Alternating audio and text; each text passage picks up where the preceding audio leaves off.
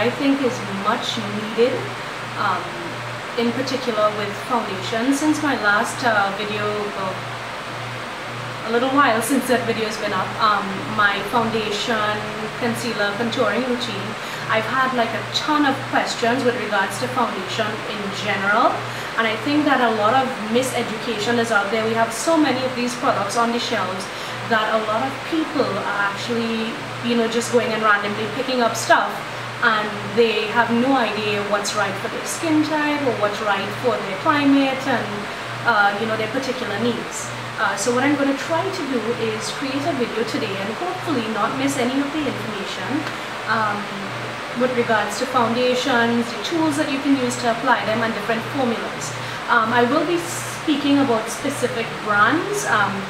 These just happen to be the brands that I own and some of the brands that I carry in my kit. Just as a little side note, this look that I'm wearing today, if you are interested in seeing exactly how I did it, I will put a link somewhere here and also in the description box below, so you can go check this tutorial out if you're interested.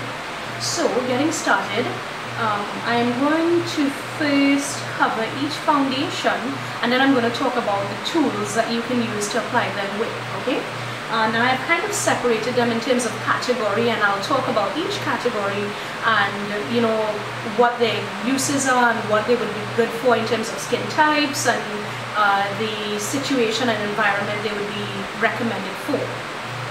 So first off, I'm going to start with the BB creams. Now some of my products have price tags on them, so forgive me a little bit.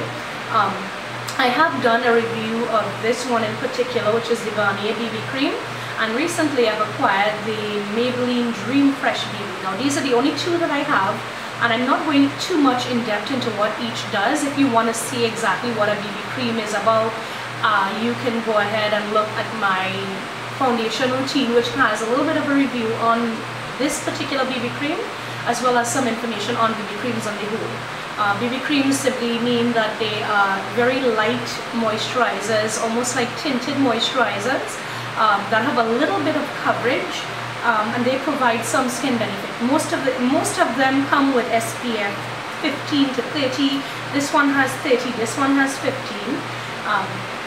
These brands in particular, I absolutely love this one. The only thing I don't like particularly about this one, now that I've been using this one for so long, is that the color ranges that this comes in is not really great. It's light, medium, and medium dark, and I think the dark is way too dark for me, but this is slightly too light for me. Whereas this one, I got this in medium deep, and it's actually more of a caramel color, which is slightly too dark for me, yet the medium is slightly too light. So what I've been doing is actually mixing these two, and I found that I got a good consistency, because this one is a little bit more creamier, whereas this one tends to dry a little bit more matte. And this one is a little bit more thinner in application, whereas this one is a little bit more thicker. So I find that by mixing the two, I get a good compromise between both texture and finish and everything. So anyways, we're talking specifically BB creams. What they would give you is minimum to little coverage. What I would suggest this for is really for everyday use. The reason why I use BB creams is I don't have time, because I'm a mommy and I don't have time every single day. I'm not looking like this anytime you meet me anywhere. That's the thing about it. I mean, I like to tell people I'm sorry for disappointing them, because sometimes they see me and they expect me to look like this, and I don't have the time to look like this all the time. So for me in particular, if you're a busy person, if you're just looking for something to just grab and go, that gives you a lot of benefits or a lot of bang for your buck, I think that these are really advisable. I would say, however, that these are minimum coverage, so if you're someone who knows that you need to have full coverage or a lot of coverage, if you have scarring or you're just not really that comfortable going with minimal coverage, these are not for you. These are just very light. I usually throw this on in the morning, throw on some tinted lip balm, some mascara, and I drop my son off to school and do whatever little errands that I have to do. And this serves me really well for that purpose. It has everything in here. I don't even need a moisturizer when I use this, so it saves a lot of time. So again, this is minimal coverage. Now that that's out of the way, the next category that I'm going to go on to is mineral makeup. Now, mineral makeup is such a big rave, it's such a big hype, and it is actually a lot healthier for your skin than the average makeup, because a lot of them contain parabens, But don't let that fool you, because a lot of the actual mineral makeup that you come across do contain parabens and a lot of ingredients that your regular foundation does carry. These in particular, now there are two types of foundations in terms of minerals that I've come across. I've come across the powdered formula, and this happens to be one from Sephora. It's a Sephora brand mineral makeup. I've used the Bare Minerals before. And this one is actually from Maybelline, it happens to be a liquid. It's called the Mineral Power Natural Perfecting Foundation, and it looks like this. Now, liquid and powder both claim to be mineral. And the fact is, I think they are healthier than using your standard foundation straight from the bottle, because they would be a little bit more natural and not as chemically saturated as maybe your regular foundations. But to be honest with you, because of that, you lose a little bit of coverage. So again, this gives you maybe at most medium coverage if you build it. I would prefer the powdered foundations. In terms of the mineral foundations, I prefer the powdered formulas, because they tend to wear a lot better than the liquid formulas. Liquid mineral formulas tend to sweat off really quickly, and I would not recommend them if you're particularly an oily person. Another thing that you need to know about mineral makeup, particularly the powdered brands that I've come across, a lot of them contain a lot of sparkly type ingredients in there, because again, they are made from organic rock that tends to have little veins and whatnot of sparkle, I should say, for lack of a better phrase, running through them. So that's one thing you want to be aware of. So if you have a lot of scarring or pitting from acne, that may actually emphasize that, so you want to stay away from a foundation like this. In general, the powdered formulas are great for every skin type. However, I would be a little bit careful if you're going with the liquid formulas, because again, if you have oily skin, it's not going to work for you, and they don't really last very long. The coverage, I think, is better for the powdered, simply because it can be built. It's not like a powdered texture like your regular face powder. It actually is a little bit silky, and because of that, it has a little bit of texture to it. So you can actually keep reapplying and building. So again, medium coverage. It's generally fair for most skin types. It does not last as long as your regular foundations. Right, so the next set of foundations that I'm going on to, this is the Maybelline Fit Me, I believe, and it looks like this, and this is the L'Oreal Hip. Now this L'Oreal Hip is almost the same formula as the L'Oreal True Match. I normally have that, but I can't seem to find that in my kit. Now these formulas, the reason why I picked them is because these tend to be silicone based. And silicone, now obviously if you're allergic to silicone, it's not going to work for you. Silicone has a tendency to look very flawless, and these are exactly how these two foundations work. They go on very flawlessly, they look sort of airbrushed and very blendable. That's the thing about these foundations. You have a lot of time to work and to blend, and I think that works in your favor if you are particular about looking airbrushed and flawless. The only thing about these formulas is that, again, if you are oily skinned, or like me for instance, I sweat so much, I sweat profusely. So these formulas, they're not products that stay, they're not meant to stay. Because of the silicone base or the silicone gel that they're suspended in, they never really completely adhere 100% to the skin. If you have regular to normal skin types, these work really well if you want really flawless looking skin. And the coverage between these, they're usually around medium to heavy, depending on how heavy you go. They are buildable, but again, if you have oily skin, if you have if you sweat a lot and makeup does not tend to stay very long on your skin, these are not the foundations for you. Also, I would not recommend these for long wear. So let's just say you happen to have a work day that starts at 7 a.m. and then you go all the way, from work you're going to party. This is not the foundation that you want to use, because this would more than likely fade as the day goes on, and it tends to slip and move around, and it just does not look really great as time passes by. So if you're going to, let's say, an event, and if you want to be only there for like maybe 3 or 4 hours at most, I would definitely recommend these. And to be honest with you, these are my favorite types, one of the favorite types of foundations, simply because of the way they apply. They apply very flawlessly. They help you if you have open pores. They tend, because of the silicone base, it tends to skim over open pores and fine lines, and they're very forgiving on skin that is a little bit more mature or older.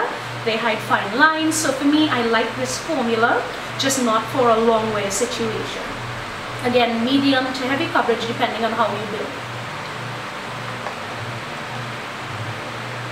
Now this one is sort of a pet peeve of mine. This is actually what we call the aerosol foundations or the mousse foundations, and these are the ones that are in the can. And this is from Maybelline, and it's a Dream Nude Air Foam. I bought this because I thought that it would have been light and airy, and it actually was, so I'm not knocking it for that particular purpose. However, this gave absolutely no coverage, and I barely need coverage because I have pretty good skin. But this gave absolutely no coverage whatsoever. It applied very streakily. The dispenser on this was absolutely horrible. You have to completely shake the product up in order to get a good mix going on. Otherwise, if you happen to shake it less than it's going to come out patchy. I find that it applies very streakily. It does not stay.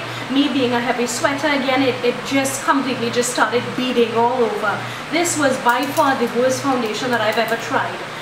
Maybe it'll work for you. I think this would work great for people with drier skin types because I think you can absolutely not sweat, or you can absolutely not be oily with this foundation. You have to almost have flawless skin in order to use a foundation like this. And this is just this one in particular. Now, I've never actually tried any of the other aerosol foundations. I've heard that the Sally Hansen, the one that you spray, is actually really great, and I've heard great things about the Revlon, which is the same mousse in a can thing. I've heard that that one actually works really well too. These do set a matte finish, so that's the only pro I would think that I can actually give this foundation. It is very light. It is very matte when you first apply it. However, if you sweat or you get very oily, it is not going to last. And after about an hour or so, it tends to just disappear from your face. To be honest with you, I mean, this I think was just a gimmick. It's just, you know, the trend to have these airy, light foundations coming out. And I think this is just a company following a trend. This is just my opinion. But again, if you still want to take a look at it and maybe try, give it a go, it does give you minimal coverage. So I would say somebody who has absolutely flawless skin, or somebody who does not mind having full coverage, not having full coverage rather, this would be a great product for you to try. And next in line, while we're on the mousse foundations, we have what I like to call hybrid foundations. These are mousse texture, but they're like more, they're literally like mousse. I have two foundations here. One is the L'Oreal, I can't remember the name, the Magic Smooth Souffle, which is this one here. And then the other one is the Revlon Color Stay Whipped Creme Makeup. Now this is supposed to be like a mousse texture, but to be honest with you, I absolutely adore this product. Now I don't use it for myself personally. I actually took this from my my kit, and between this one and the MAC Pro Longwear, these are the foundations that I carry in my kit. I absolutely love this formula. This formula leaves a lot to be desired, but anyhow you take it, the thing with mousse foundations is that they're very soft, they're very airy, and they tend to be very forgiving, particularly if you have very large open pores on the face. Again, you don't want to use this one if you have oily skin because it never really quite sets, but it gives such a beautiful airbrush finish. Both of these, because of the texture, that sort of a light, airy, moussey texture, they give absolutely flawless finishes. In fact, if I had to pick out of all of the foundation types that I have here in terms of finish and the application, I would say that these hands down give you the most flawless application that I've seen. And this is why I usually stock this one in my kit. This one is like what I call a hybrid foundation. It's a very odd texture. I have no idea if you can tell what that looks like. It looks sort of liquidy, yet when you touch it, it's sort of springy. I can't explain it to you. I guess you have to go test it out to see what I mean. But when you first apply it, it's very pliable, it's very wet, and it's almost like, what? I mean, my son has this toy, not toy, but this thing that he has. It's called Silly Putty or Gak. I don't know who remembers that from their childhood. It's where you kind of mold it, and then after a while, once you leave it, it sort of just settles and forms back into sort of like a semi-liquid. This reacts like that. I mean, you put it on, you build it up, and then it just settles lightly over the skin. This is by far one of the most amazing foundations that I've ever used, and it's not really that expensive. So this is definitely something that I recommend. It's something that I use in my kit. On the whole, the thing with these, this one in particular dries very matte. You don't need to actually set it. However, I would be a little bit careful around the eyes, underneath the eyes, sorry, or areas that you tend to get a little bit of creasing. So maybe just a very light dusting of powder. I usually use this in conjunction with my rice powder or very fine middle setting powder. That usually does the trick for everybody. Again, these give you medium to heavy coverage depending on how you layer them. They do go on very creamy. This one less so than this one. This one is actually more buildable. However, this one usually you apply this with your fingers because of the texture. So you don't really get the opportunity to build it up, because anytime you go over a particular area, you're essentially rubbing off what you've just applied. So this one you can actually build. This one you'll have to use as it is. These again are medium coverage, medium to heavy coverage depending on how much you build. Right, and the last category, actually no, second to last category that I have is actually one of my favorite categories, and these are the color stay products. And when I say color stay, I don't specifically mean Revlon. Revlon has coined the name color stay, which is why I have their Revlon color stay foundation. Again, this is another foundation that I stock in my kit. And then the other one is the Pro Longwear from MAC.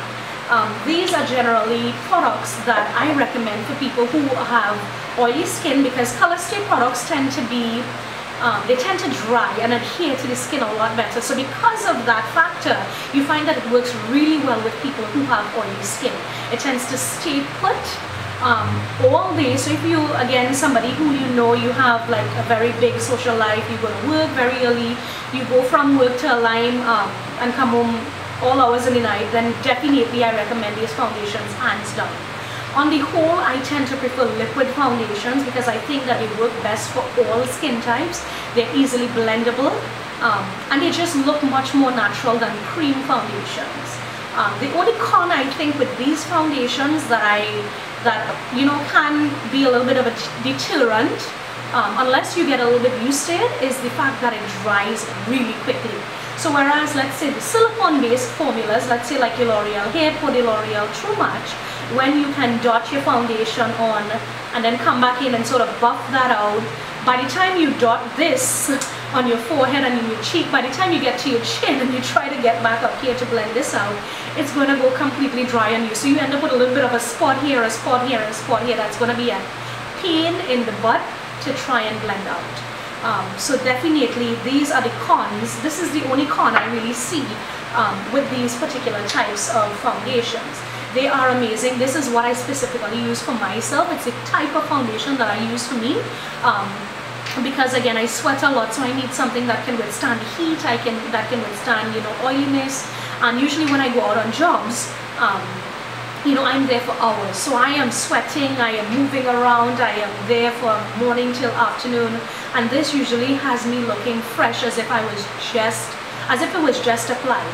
So by far, hands down, my favorite foundations are these Color Stay products, or the products that are Longwear. And again, these, just a side note, these are medium again to heavy coverage. These are very buildable. The good thing about this is that when you apply a layer, let's just say you have a little bit of discoloration in this particular area here. The good thing about this is what I like to do in particular, I would apply like one layer all over the entire face. And by the time I'm finished with the entire face and this area is dried, if I need more coverage right here, what I do is I come back in only in this area and I add an additional layer here. And because it's liquid, it has a tendency to still look natural, but you get that coverage because this area has already been dried. Had you tried to do that with one of these silicone-based formulas, you find that the foundation on the underneath would have rubbed off if you try to layer over that particular foundation or that first application that you would have applied. So again, these are very buildable and they last forever. until you wash them off. In fact, to wash these off properly, you need to have a really good cleanser. So that's my ultimate favorite. And the last one in the category, which is why I kind of left this one for last. I absolutely hate these foundations. It is a strong word. I strongly dislike these foundations. And these are creams. Now this is the Black Opal Cream Foundation. I can't remember which one. I think it's the Feather Touch or the Feather Light or something like that. It's the one that's in the beigeish oval container. And this is just here for demonstration purposes only. This is the potted. It's from my kit. I do not like cream foundations, particularly for our territory, our region, our environment. I mean, we live in the Caribbean. It's so hot here. I mean, I myself be constantly sweating. Unless you're somebody who is constantly in an air-conditioned environment, I normally do not recommend this product.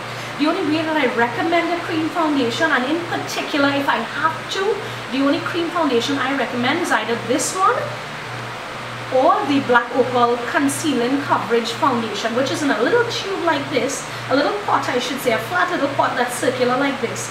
If you have, I tend to use that for my clients who are heavily scarred, or people who have really bad skin and they need that coverage regardless of what you do.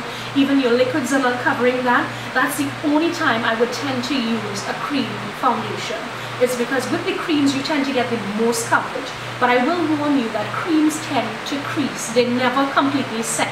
Even if the company claims that it's a cream to powder, you don't want to buy into that. At the end of the day, it never sets. Now you can try to avoid any sort of shininess or any sort of creasing with creams by really setting it immediately after application using a very light powder. Creams tend to look more cakey than every other type of foundation, and they tend to settle in fine lines and open pores. They do not do well at all for oily skin. I would never recommend cream foundations for anybody who has oily skin without first using a primer or without first using something that's going to make you matte, like a mattifying gel. This is my least favorite category of foundation, but again, I do stock it because you do have the people who have very severe acne. You have people who, regardless of what you suggest to them, they do want that full coverage look. And this definitely gives you that, but again, you have to bear in mind that obviously if you're going full coverage, you're going to look as though you have makeup on. And in my book, I am the type of artist that believes that, you know what, you can see my eyes, you can see my blush, you can see my lips, but foundation is supposed to look so natural that I'm supposed to just look like I just rolled out of bed and threw some eye makeup, cheek makeup, and lip makeup, while the rest of me is flawless. That is my belief, which is why I tend to really not promote creams. Right, that being said, I am going to move on to the tools now that you can use to apply your foundations. Of course, the number one tool that we all know about are these, not spirit fingers, but your fingers. Your fingers are some of the best tools that you can use. Of course, I'm a makeup artist, so I have a lot of, tricks and tools in my little bag and my little makeup kit. But obviously, sometimes the best tools that you have are actually your hands. You just want to be sure that if you do use your hands, that you keep them nice and sanitary. Wash your hands or use a little bit of sanitizer before applying any product to your face. Another good thing about using your hands is actually your hands contain body heat. Obviously, it's part of your body, so it's going to be warm. And the good thing about using your hands is that it tends to make the product much more emollient, and when the product warms up a little bit, it tends to spread a lot more easier and it looks much more natural. It sort of settles into the skin rather than just sit on the surface of the skin. So your hands are not really that bad. That being said, sometimes if you use your hands, it tends to apply a little bit uneven. So that would be the only con to using your hands, I would think. Right, so I'm just going to dive into some brushes here that can be used for your foundation. Now, I have kind of categorized some of them just to sort of make it a little bit easier for you to understand. Now, I have here with me a whole ton of brushes, but they all can, I think, be put into the same category of stippling brushes, because literally these brushes are all sort of flat-topped or dome-topped in some cases, but they do have some sort of a material or a very soft material that allows you to sort of stipple or buff the product in. These products, let me show you real quickly. Now this is just some random brush off of eBay. It's a regular duo fiber brush or a stippling brush. Again, I have other videos explaining this. This is one from e.l.f. and it's the powder brush, the flat top powder brush from the Studio line, I think. It does the same exact thing. This one is one from Postal Sense. I don't remember the number of it specifically, but I've seen a lot of people buying this one as well too. And this one is actually another one from Postal Sense that you can get. This is actually one of my favorites. It is a little bit of a dome top duo fiber stippling brush as well too. It's very soft. This is one from Sigma, same type exactly like the other one that I just showed you, except it's a little bit more expensive and it's a brand. And this is the Sigma round top Kabuki F82. And this one is a little mini one, and actually one of my favorite brushes for applying foundations. And this is the MAC 130. Absolutely love this brush. Because of its small size, I tend to think that it's a little bit easier to get into little areas that you need to blend out. So like underneath the eyes, around the mouth, underneath the chin, around the nose. This smaller size tends to work for me. Good, so let me talk a little bit about each brush. So we have these two, which are the e.l.f. and the Postal Sense ones. These are a little bit denser, and I think that if you use this, these can be used, because they're dense, these can be used for powdered foundations and liquid foundations. However, because of their density, they tend to apply a lot heavier than lighter products, like a duo fiber would apply. Than lighter brushes, I should say. So these duo fiber ones, these are both flat top. This is the MAC and this is the random eBay one. Again, these are duo fiber, which means that they're both two fibers in here, usually an animal hair, which is the black part, and then the white part is actually separate from the black hairs. The white hairs actually allow you to get a nice blend going on in there because they're very nice and flexible. And the black hairs actually form stability for those white hairs so that they're not bending and flexing all over the place. Same thing with this one from MAC.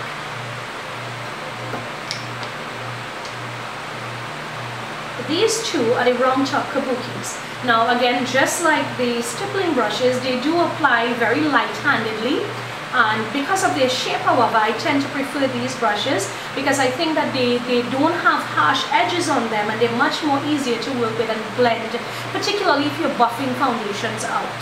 These in particular, all of these here, because they're very light and not as dense as the other two that I just showed, these tend to work much more better for liquid foundations. None of these brushes would I recommend for using cream foundations. Simply because of the materials that they're made of. They're not going to be able to stand up to a cream foundation, which tends to be much more heavier in texture and coverage. Now, moving on to other brushes. Now, you have to excuse the state of my brushes because they're used and I did not get a chance to clean them before doing this video. Now, this is the foundation brush that most people would know about when you say foundation brush. And this is just your regular thin shaped foundation brush. This is more old school, I think, more than anything else. It does have its place. What I usually do with this is if I am using this, I would just apply my foundation, swipe it onto my face, brush it out, and then I would go over with something usually a little spongy and just even out the texture. And for me, by trade, I'm trained as an engineer, so it tends to flow over into my makeup artistry or my life as a makeup artist. I think that this is just too much work and efficiency just happens to run in my thinking. So for me, again, using a brush like this one is going to cut the need for having two separate tools to do the same exact job. But again, if you have this, it can work as well. These old school ones, they do have their place. They just take a little bit more time and effort to make the foundation look as flawless. Now, sponges, moving on to sponges. Now, sponges are your best friend. Now, this is just a little, again, it's dirty. I've just used this actually for my tutorial today. This is a little teardrop to a little board-shaped sponge. There is the Beauty Blender, which I think is absolutely ridiculous. You do not need to purchase it. This works just as well. And I know a lot of people would probably be hating on that comment, but I have tried both, and to be honest with you, I do not see any difference. Sponges tend to work really well. I would recommend ones that are non-latex to avoid any allergies or any issues like that. And they work to me. I actually use these in my makeup kit, in my professional kit. Number one, these are disposable, so if you're looking at working on more than one person, this is obviously much easier. You use one, you throw it away, and it's done. They're usually inexpensive and sold in very large packs. These, however, are reusable, but you do need to wash them between uses. What I usually suggest doing with your sponges to make them a little bit more pliable is dampening them very lightly with maybe some water, running them under the tap, soaking them out, and then squeezing out the excess liquid. And what this will do is it'll make the sponge actually much more pliable, much more softer. And then in the interim, if you are using like a liquid foundation, it tends to suck up less product because it would have already been expanded.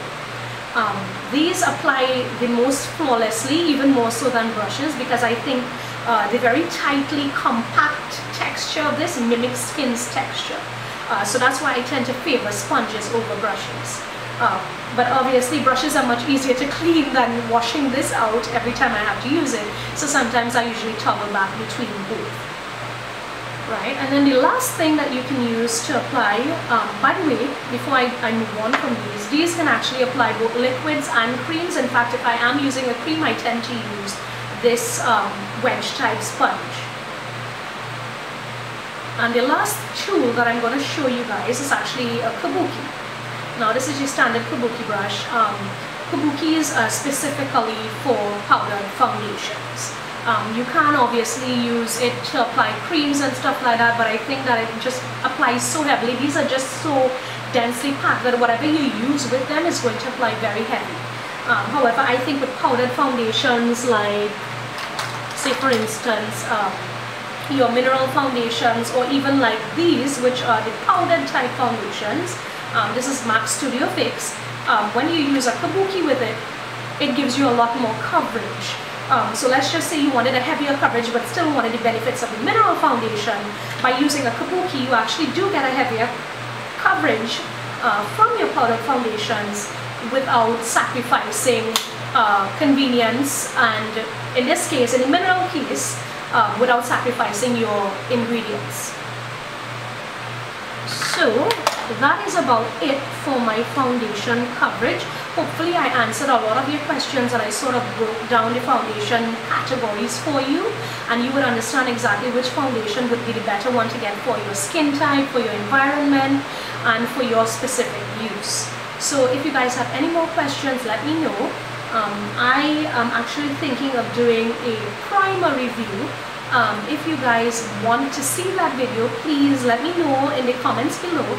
Otherwise, thank you so much for watching, and please remember to rate, subscribe, and share with your friends.